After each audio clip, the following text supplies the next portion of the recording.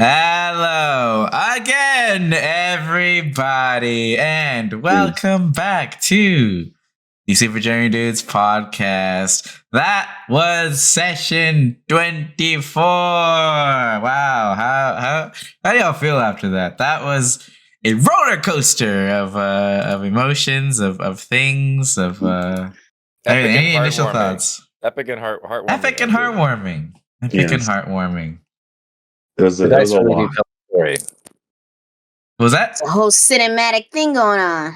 The dice really do tell the story. The dice do tell the story. 14 is ridiculous for Mikey.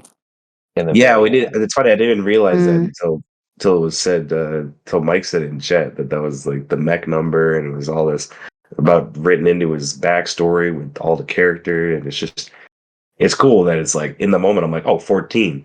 Cool, and it's like, whoa, no. Yeah, 14. I didn't even catch that. Lux 14. That's crazy. Wow. Let's start from the beginning. There's a lot to go through in this episode. First of all, the portal, the mysterious portal that you guys all walked through at the end of last episode that brought you into this episode. I know you all had your theories, but for me, when I was building it, my thought was that like. The prey stations were obviously these like secret research facilities underground, right? That were also like places of worship. But like a quick blink space portal between that and PASS, which is like the Academy of Special Sciences, that was also a research facility, just made sense in terms of like, especially with the Liberating Angel project being there, like quick transportation of parts, of things, of people, like the quick back and forth made sense to me. So like that portal being there, that was the reason for it. And also like story wise, I was like, that was a great segue for you to get to PASS like behind enemy lines without like having to go through like all the external defenses and stuff of with the world and universe in such a high tension place, right? Definitely, it was unsettling. Like the first half, getting into that area and even investigating it. I feel like that was the most. I've never even wanted to walk around invisible.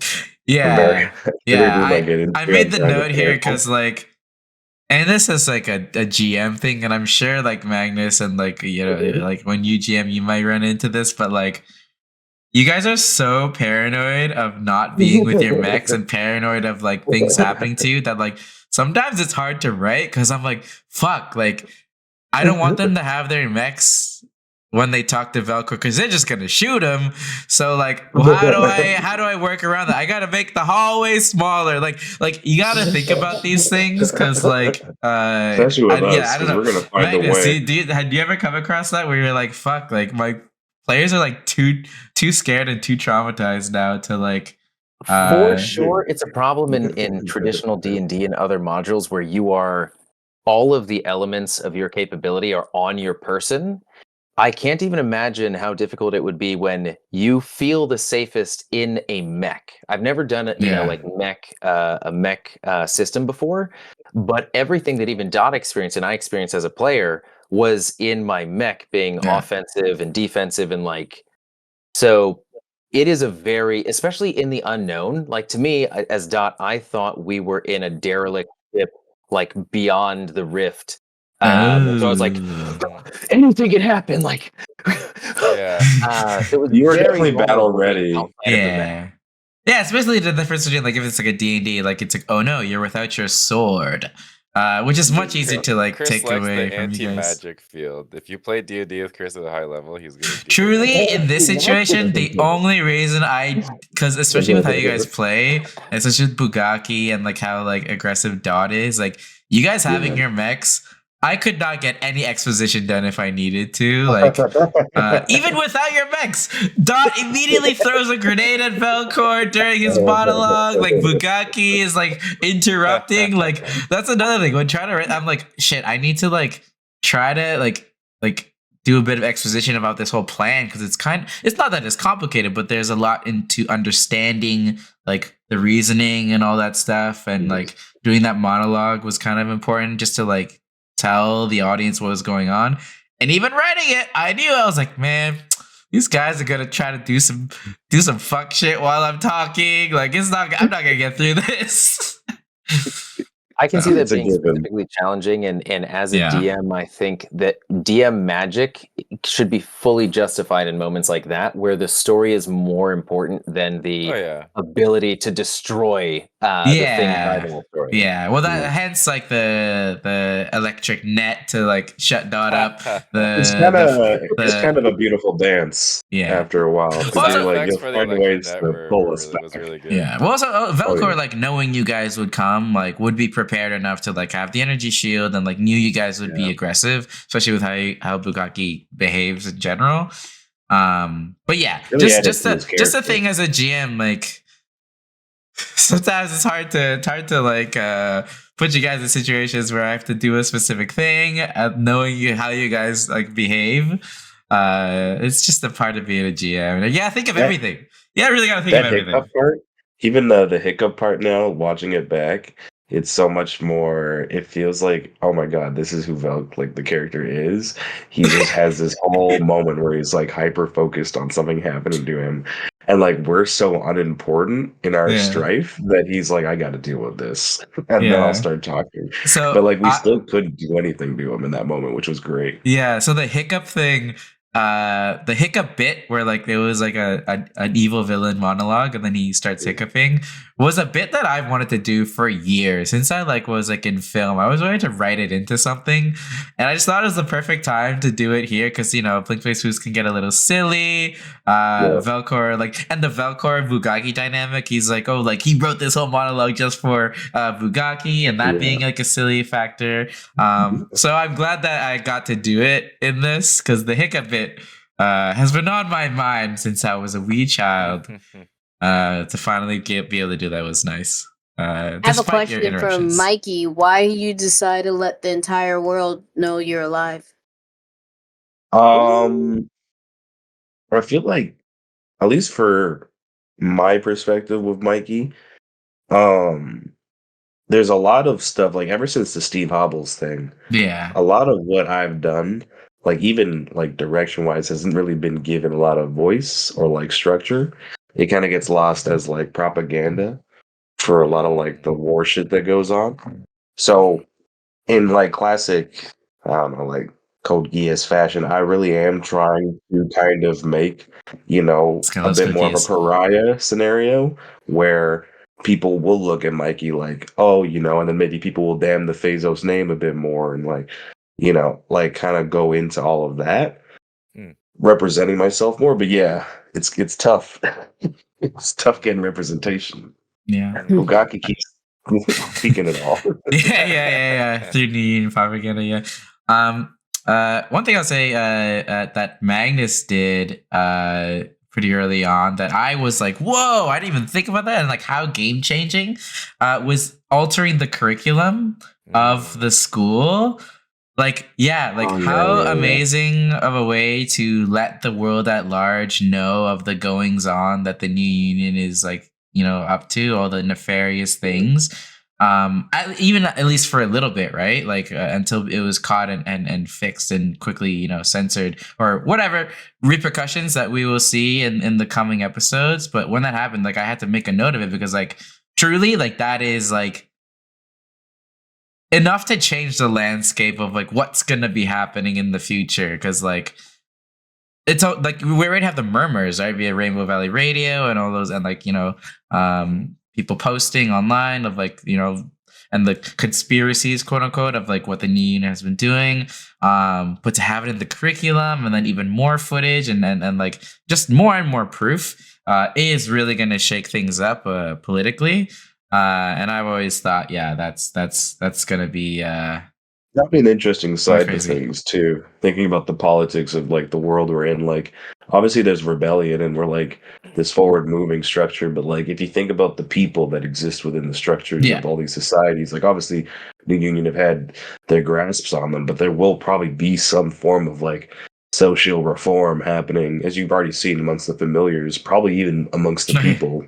Yeah, this is the first. I don't really think I've like GM'd or written anything that has this element, because I think this is the first time I have a thing where like an element in the game where like what you guys do shapes a universe or world politically. Like Mike, even with the charity stream with Denya stuff, there wasn't like news to broadcast of what you guys were up to, right? It was definitely not in real time. Yeah, it's like a fantasy world. Yes. There's word of mouth to a degree, but like this is like the like layers news. of like news, propaganda, and like how those elements news instead of like stories and lore and legend and stuff. Yeah. So having that be an important part of the story has been interesting for me to write around, because like everything you guys do, I have to think about how that affects the universe at large, and it's pretty interesting to try to write ideas around that. Capture the hearts and minds of the Gen Z of the Shlomo Way galaxy. The Gen Z. I definitely feel like it's true to form of like what Alex really wanted to create, even with what he did with the first season a little bit, because he had so many factions and things that at the end of the day, if we did things a certain way, right? Also, the first season is entirely like it's bracketed by it's a radio show. It's Rainbow Valley Radio. It itself is news / stories, political commentary. The entire existence. Great thing happening in this episode. The reveal of Thorn Starhammer. Shout out to D-Friend for the art for that. He looks great. But the Thorn Starhammer that we referenced early on in episode 1 that went missing, we finally found him. The Thorn Starhammer that Amy and Magnus, you've seen in the Rage Against the Rift things. Former Jin Commander, who was in charge of a lot of missions. There he is, tubed up and getting his magic sapped. So it's nice to finally bring him in, and kind of almost like this episode almost feels like a closing of several arcs in the campaign, or like a conclusion to like a lot of things that have happened, and a culmination of it all. So like to bookend the Thorn thing of like episode 1, he's missing, and episode 24, he is found, and like this has kind of gotten wrapped up. Like truly, the show could have ended with this episode, and it would be okay. Like like obviously there's more to be done, and there's like a season 2 or whatever. But like a good drop off. Yeah, like this truly feels like a finale of some kind. I mean, obviously we still have a couple more episodes, but it's definitely a great end point for some things. From my perspective, even finding Thorn, because again, the whole paranoia and like trying not to offset things, going into that room and seeing like a body hooked up to a machine, immediately I was red flag. I don't even care who you are. Like, I don't want to touch you. I don't know what's going on. Yeah, we need a dot to get in there. Yeah, it worked out once everyone else got in there, because I was like, perfect. It remind me if you played the new Fallen Order, and the guy, I don't know if you guys ever played it. Survivor? Fallen Order, the Survivor, newer one. Yeah, Survivor. The bad guy is so obvious. He's like in a tube or something. Oh yeah. But like when you first release him, you're like, like I'm helping the guy. I'm here to help you, because you get like a Jedi flashback, but not all the pieces. Yeah. So it's that's exactly the energy I got from that. Yeah. Well, thankfully, Thorn is a good guy. Thank God. Well, for now. Who knows? Anyways, another nice thing that happened this episode, Jimothy and Mikey kind of make amends to a degree. Like you've been abusing this man since episode like 10. He was an object to you. Sexual object. I really do take advantage of that.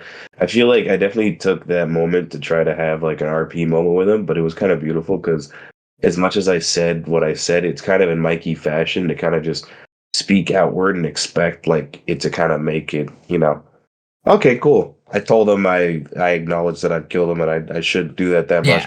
But he still had to deal with the fact that he was being killed constantly. Yeah, like all of this stuff. yeah. It was just And nice to even like have a conversation about it for him, I think. and it's funny because I didn't even hear some of the stuff that you were saying, Chris, but I was like talking to Oh. him because I was kind of like talking over him. But when you're like saying sexually on the I'm watching it I back. treated and you I like was an like, object, huh? Like sexually.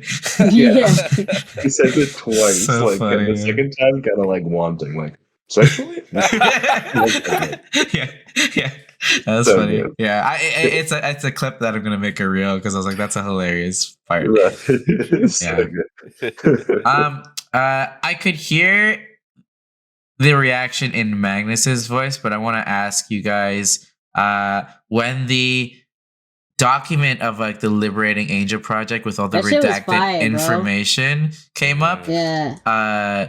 Reading that now and knowing like everything that happened, like what do you guys think of that now? Like I So did you? So like, obviously, after it was recorded and everything, you're like typing what they're saying at the same time to make. no, actually, I had it. I had the document and I showed it to them. It was shown exactly. That thing, Oh. yeah. So they're actually reading like it. reading Yeah, it they're actually through it. reading it. And then we did Was Okay, that I thought. was that actually our audio recorded, or did you? Yeah, I just overlaid it and then kept your audio going Oh, because you worked guys out were so reading well. it. You were like Bizzetto, like what the? It's so I good didn't because know. like I people read thought different the way versions. I took it because you were editing I edited it, yeah. everything. I thought it was even cooler because I assumed there's nothing there. They're just Yeah. imagining a document and they're just making shit up and improving. And you during editing, Chris, is Oh like, god, if they improv that, who knows what would have been in there? Yeah. Yeah. Dick, huge. I was like, yo, Presento that's pop. insane. Bugaki's dick is so big. What? Nigga penis? What is this? Yeah, no, I had that document. And I had was like, prepped that's that. so cool. Yeah, I prepped that document The way months it prior pans to over was when I great. was like, I panned it over as if we were reading it. Yeah, that was really good. Yeah. When it hits the confidential, it's like there's a panic in like Bugaki's voice. And Well, now that you guys know what the plan was and reading it now, like, how do you feel? Like, does a lot more of it click? I actually put that there and all of the abilities of the Liberating Angel to prepare you guys for the battle. And you guys obviously didn't realize at the time. But it had all of its abilities listed. And like they were obviously most of them the same things that the mutants had on Thanatos. Because it's more or less a similar stat block, just plus 40 more abilities. But that was a fun thing to have. Like if this was an IRL D&D campaign, like I would have had like a sheet to give you guys. Like those are fun little things to do. later. I have a question for you, Chris, and maybe it's too early for this one, but knowing all of its abilities, was there anything in that fight that you were like, oh, I didn't do this? Because for me, when I'm DMing a boss fight, I constantly forget all of the things that they can do, and like there probably would be a team kill at a certain point. I think most of the things or most of the important things were used. I feel like the line thing was the most important. That so it's funny. I took a screenshot of like all of the abilities and like I posted it on Twitter to be like, this is a crazy stat block. And people who know Lancer, someone commented highlighting that particular beam ability and was like, pain. They knew like everyone loses a structure is insane. And if you save, you get down to 1 HP is an insane ability. Your next turn is already like you already decided what we have to do. There is actually one ability that didn't get used that would have possibly killed you guys had I actually remembered, and I didn't use it because I forgot, because it's not actually listed in the thing. It was in my notes, but like usually once combat goes on, the narrative notes I don't really look at unless there's like important things that happen throughout. So I completely forgot he had this ability. But there was an ability that because there's like a psychic influence, once a round, it would attempt to take control of one of your mechs and then use a quick action to shoot at an ally. We would die. You guys Yeah, probably would have that's died if Bugatti. that Wow. happened. Yeah, Wizards would have been the one target yeah. that would have killed Yeah. us all in one hit. And it was just in there to illustrate like the mind flayer rooted like psychic aspect to things, and like the links to the mind. That was kind of where that was there, but hey, perhaps It was something still layered that in nicely can with the still proximity incorporate. stuff. Anytime you got too close, you take Yeah, psychic yeah, damage. like aura, yeah. Yeah. So the plan itself, the Liberating Angel Project plan, obviously is very Watchmen coded. You guys know Watchmen is my favorite book, but for the audience, yes, of course, the Liberating Angel Project is inspired by Ozymandias and like the whole thing about Watchmen. Different in some degree. Like Adrian Veidt creates a monster so that the bubbling Cold War won't happen because the world unites and like against the common threat. Yeah. This is different in the way that the New Union wants We're gonna peace use that under threat. their rule, and so Yeah. wants to create and fabricate an enemy that is only destroyable by them, so that people are united under them. So it is a little more evil than Veidt's plan. But it is definitely inspired by it. Cause yeah, in my mind, like Velcor had the peace route, like is sick of war, is sick of the constant back and forth. They had the Jin Commander War, and they have this rebellion, and if they squash it, another rebellion's gonna come up in the future. So his idea is to have this creature and blame it on Necrom, which is a thing that is gonna continue to pop up, right?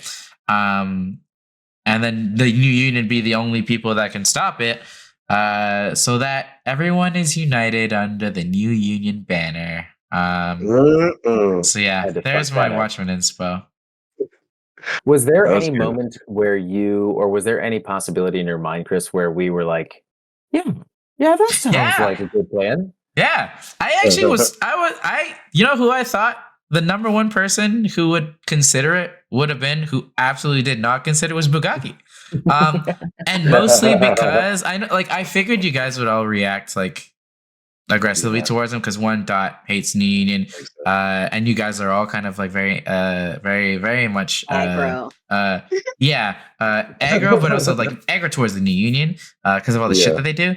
But Bugatti over the past few episodes, I wish Stephen was here to talk about it. He's in fucking Dubai. But he's been going down this path of peace, and when you guys blew up that ship, he's like, I don't want to do this anymore. There's too many casualties. And I thought he might consider it for a second, because he might think hey, maybe a bunch of people die, but if it's at the end of the day, there is peace and no more fighting, I thought he may consider it. It was very unlikely, but if anyone would have considered it, I thought it might have been Bugatti. Yeah, even if Bugatti had the character route, I feel there's too much ego in the character himself to even acknowledge a villain getting him down that path. I feel he would get shaken a bit by the idea. Yeah. In the head, he wants that, change for peace, and he needed that answer in a way. I truly don't know where the campaign would have gone if you guys were oh yeah, that sounds like a good plan. I 99%. I knew you guys wanted, because Vizento's on the list, Draco Staraz. I put your allies, obviously, Bogogo. I feel that would have only been to avoid the conflict at first, and then find a way to spin it when you're in the inside. Mm-hmm. But it would have been probably harder. Yeah, in an alternate universe, I imagine if you guys did go down that path and went along with it, because the Liberating Angel's not done yet. You guys probably would have had a facade up of going along with it, and then maybe tinkering with things from the inside, which would have been a very different direction for this campaign. But more espionage. a possible option, I guess. Yeah. And of course, the big reveal for Mikey, Angel Phazos, your long lost brother, who was the experiment. How do you feel about? I feel you had a feeling, right? Yeah, you kind of tell on the recording where I'm I get really quiet and inquisitive, and I have my hand is just stuck in this position. Yeah. Because the documents and everything we were talking about, I'm okay, what the fuck's going on? Yeah. And then when the reveal happened, I was yep, okay, Chris went there. he went this route. Because like it was great because I gave you full reign on it. And I was like, I hope he does something like this where I don't know, but I have to deal with it. Yeah, so for those that don't know, Sappy gave me kind of a brief little summary of each of the siblings and like what their deal was. But for Angel Phazos, he was like, redacted, you take full control of where this character goes and what it is. And I was like, huh. And I didn't really know what to do with it for a long time until I started building out this arc. And then realizing like, oh, like Mikey and his siblings were experimented on like severely as kids. Like, what did that lead to? And like, I was like, oh, like if Angel was like the top candidate, like maybe he would be the subject for the Liberating Angel project. And then like, I was like, oh, that would like connect Mikey and have him have like a personal investment in the Liberating Angel thing. And like, we talked about it as a group, like, but like this whole episode ties together so many character paths, right? Like Bugaki and his grievances with the Rift and Velcor, Sappy, Mikey's familial relationship, Dot, of course, being an experiment herself, how that leads to things, and Whiskers, all the familiar stuff, all the magic stuff, a former Jin commander, Thorn Starhammer, like it all, like when it all clicked for me, I was like, oh my god, this is gonna be such a fucking sick episode. From the first moment that everything really tore through, like once everything was out. happening, and like that, obviously the big Dot moment with the shooting the laser, killing the two guards, and like pretty much Dot's speech, clearing the path. Magnus, you are truly a talent with words, man. Like the speech that she had just before like launching the fucking nuke beam was so good. Like, he was running for that Emmy. Know what that was based off of? At least part of it. Gladiator. Where he's like father to a murdered wife, or husband to a murdered wife, father to a murdered child. And it was just like I was relating a lot to where he was in that moment. And yeah, so it's just inspiration. Very cool. That was such a sick moment for Dot, and like to just clear the path for you guys to get out of there. So beautiful. If we had a hack or do anything to any doors, we would have lost way more people way faster. Oh yeah. Considering how quick Steven Seagal. Also, Steven Seagal. Can we talk about the perspective of Steven Seagal? Oh man, it was so funny when the laser went off because, like, his perspective, he was not supposed to do anything. Yeah. And then all of a sudden, the mech's main weapon is firing. And no perspective on if anything is good behind that door. Yeah. And then after that, we are running towards him, and he instantly gets kebabbed. Doesn't know what the fuck's happening. Gets absolutely shredded. So funny. Absolutely shredded. Yeah, rest in peace, Steven Seagal. I created that character as a joke because, like, I was like, oh, Seagal, Eric Croker, and then I quickly realized, like, oh yeah, like Steven Seagal is kind of a shitty guy, and I was like, I kind of hate having him around. And so I was kind of glad you guys brought him along because I was like, I'm gonna kill this guy. One to get him out of here, and also two, just to show the stakes. Like someone died. I mean, also Mohan. And just to illustrate how deadly this thing was, because Steven Seagal was a master of the way of the rose tongue. But it's a keto fist. But yeah, obviously the mutating body horror shit was obviously inspired by Akira, one of my favorite, probably my favorite anime movie of all time. You guys know I love Akira. Angel looking like Tetsuo, all bandaged up and stuff. Like that's all like Akira inspired. And then obviously my love for like Mind Flayer stuff in D&D, incorporating that and like all the psychic elements to it. That was the inspo for the design of the monster, which again, shout out to D-Friend for the art on that because he delivered that the day before the recording, and I was like, this is perfect. Like, no, Chris is like, we need to record with the art, and I was like, why? And I was like, oh, I understand why. Now I understand why. Yeah, I couldn't have like just a random fill-in token for this. Yeah. And you guys have to see. Yeah, you guys have to see what you were fighting because it is so like grotesquely vast large and gross. Yeah, it's the boss and the map. Yeah. Yeah. I had to do it. And like different, like I had just nonsense thrown to him. Like, it looks like a baby. There's a head in the middle. Tentacles. Blah blah blah. Like inner tentacles at the mouth. The head in the center. Like he like had like he had to make sense of it. And what he came up with was really really good. So shout out to D-Friend for your the killer brain coming art. through. I don't know if you guys tell me caught. your request. I'll make it. I don't know if you guys caught that beam, that deadly beam attack that it does, and like the sound that I did behind it is inspired by Redline. A lot of shit is inspired by Funky Boy. Nice. Funky Boy that has like that, like the crying and then the beam. Yeah. I love like that sound design. So like that. The like, way you had him power up was just like Godzilla -1. Yeah. I love like anyone seen it goes. Yeah. I love like a charging shotgun up getting something loaded. and then silence and then boom. Like Yeah, one of the coolest. All Godzilla's attacks are like that. It's One of the always like coolest just things. this silence, so you know it's gonna be so bad. Yeah. That's good.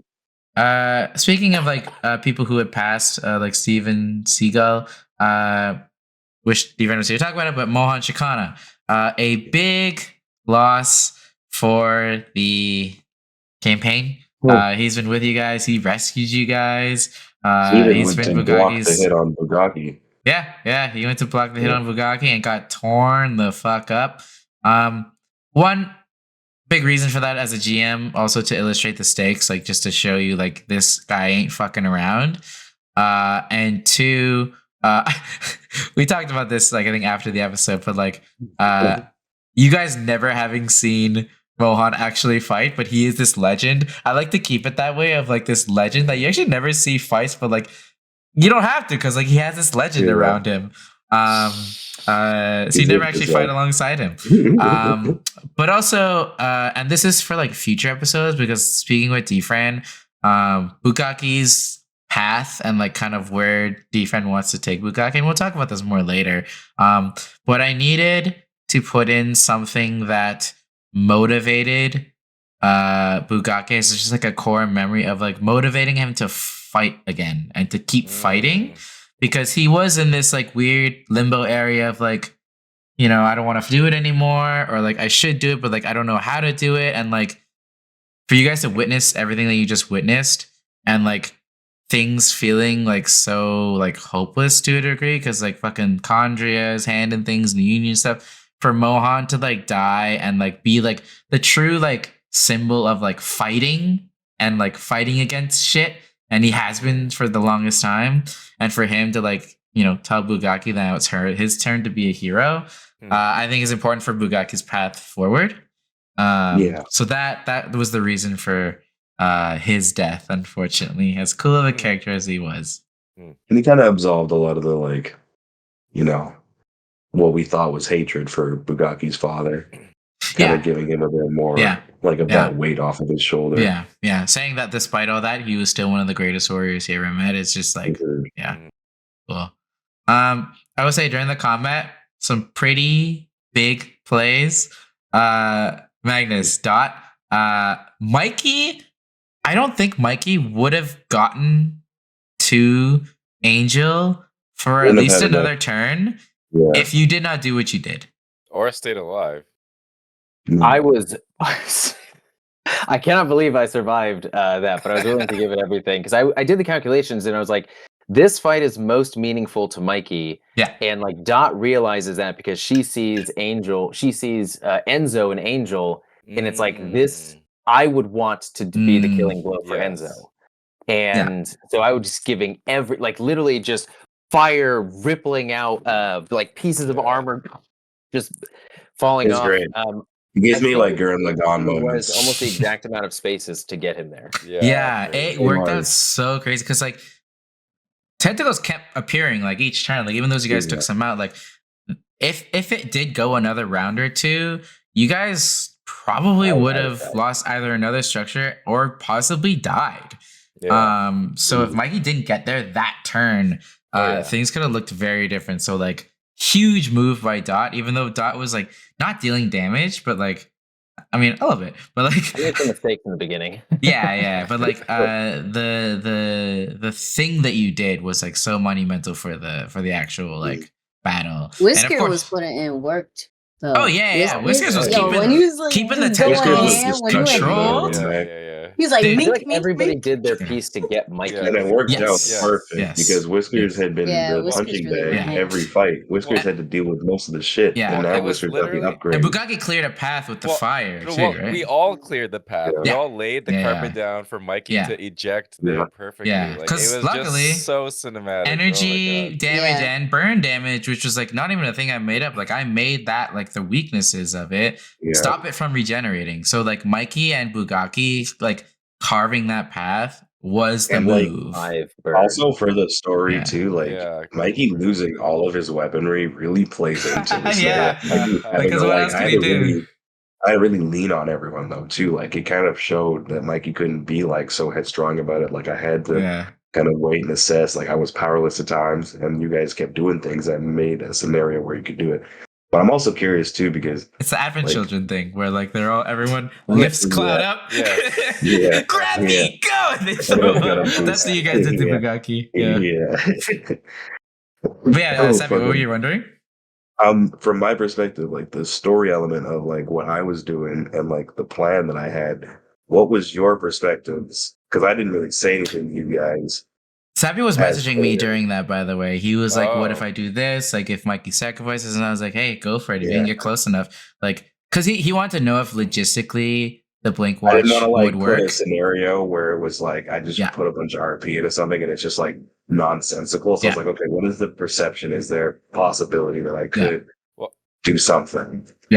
I originally thought it was gonna be one of those things where it's like, okay, like we're not sure if we can actually take this boss down to 0, so we're gonna try to talk and RP our way to victory. But then Yeah. you did the arm and the watch and the disconnecting Yeah. the arm. That was crazy. Yeah. What was your motivation behind that? I know like you had done that once to the Yeah. Super Soldier, but Well, it's funny because it wasn't actually. I'm watching the episode back. I didn't think of it until after Velcor. There was a moment in my head that I think about it after we had this fight with Velcor. Because when we get in the scenario, I do this motion to try to touch my watch. I was gonna bring my mech in, Yeah. but then you started doing your monologue. Yeah. So at that point, I was using it in my head to bring a mech and have a fight. And that would have been completely wasted if you think about it. I would have lost the option to use it later. But at some point, I don't know, it just dawned upon me that I was like, this is a pretty damaging thing. Like it could work, but like I figured based on the scenario, it wasn't something that I could just do easily like last time. Like it wasn't easy last time, but I could yeah. I could get to the soldier, I could find a way to get it onto him. But I'm like, how do you work this out? And then you kind of helped me with that, like the destruction of the body and like showing him kind of like exposed a bit. So a little behind the But, scenes, like from the GM yeah. perspective, there were a couple of things to win this fight.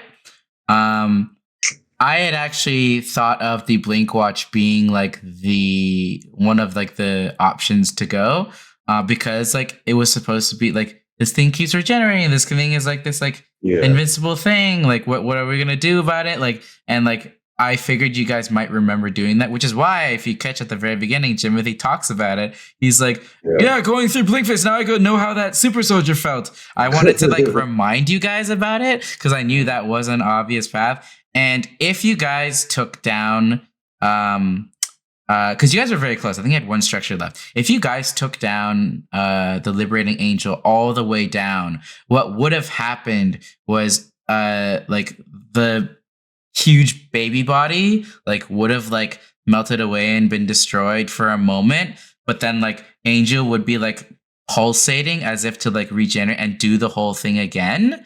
And then in that split second moment, Jimothy was actually going to grab it and do it, and he may have been lost to you guys from that. Wow. Wow, that's yeah, crazy. that was my an What a alternate true ending bait. of how things could have happened That's because Jimothy being there and how kind of this experimentation shit is his story and his arc as well, right? Like he was wild. there, and like if he could do something to help you guys, like I he would've was gonna definitely do taught it. Mikey a lesson as well. Yeah.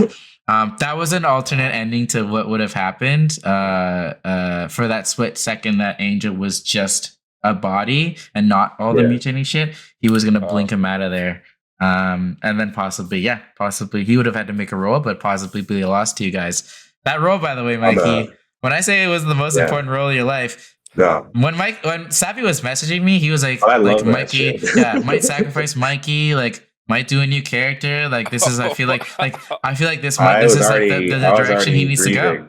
I was And And already so like, this that could be a moment. role, we could have lost Mikey to I blank was space okay with forever. like I was Yeah. comfortable leaving it up to the dice, and I was like, I want to put a scenario where Mikey, like if this, like, because I was waiting to see Crazy. like if how the fight was going, and because it went that route, I'm like, okay, Mikey could die, like it's a 50-50.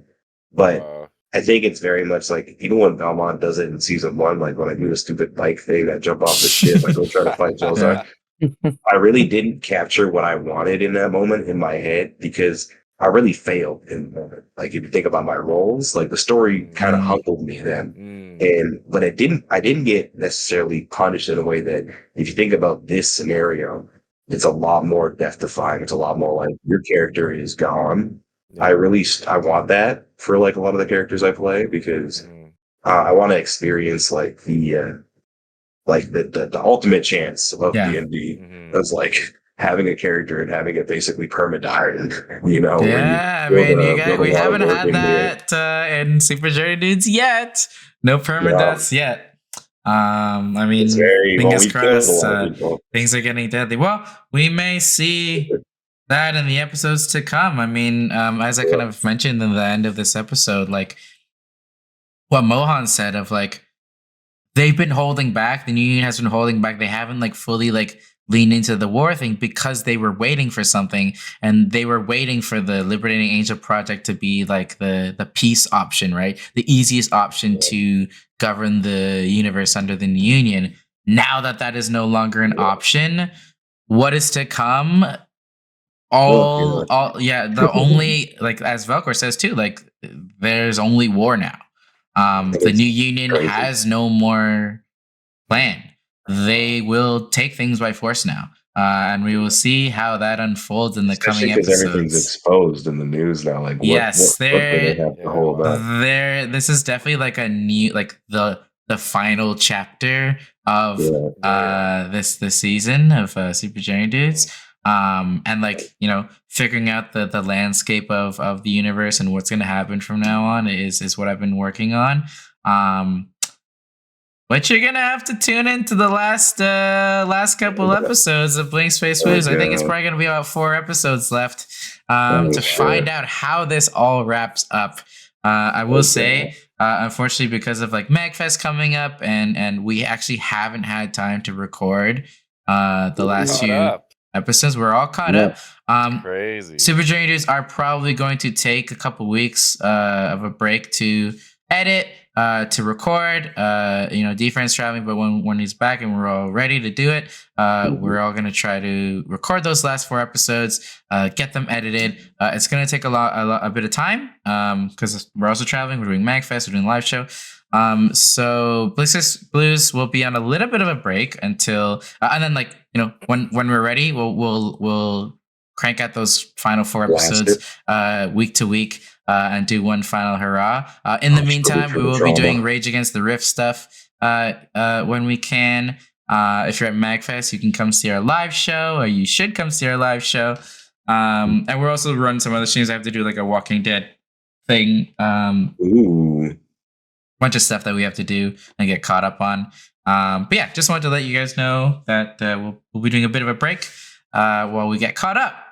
Yeah, I'm very excited to record. Like, I don't even know what is to come. Like the last few episodes of this are gonna be wild. Like I have a couple ideas. We're all pretty open canvas too as characters, because there's, again, you said so many story points have been like kind of not written off, but like we've completed a lot. I need to read through the notes and make a list of all the loose ends we need to tie up. Yes. I mean, I have some notes as well, but yeah, there are a couple things to have. You'll have some opportunities to do that, and then it's endgame time, baby. God damn. You should make a podcast of an AI voice reading your notes, Mike. Yes. Nice. Yes. That'd be cool. And then the Super Journey dudes found themselves. Yeah. But yes, we'll be on a bit of a break, but catch us on MagFest. And stay tuned to our YouTube channel. We'll be posting some of the backlogged, edited versions of the Raise Against the Rift things that we have done. And yeah, got a lot of cool stuff coming this year. So stay tuned. We will see you guys soon. See you on the flippy flip. But until then, over and out. Over and out. Bye bye. Bye.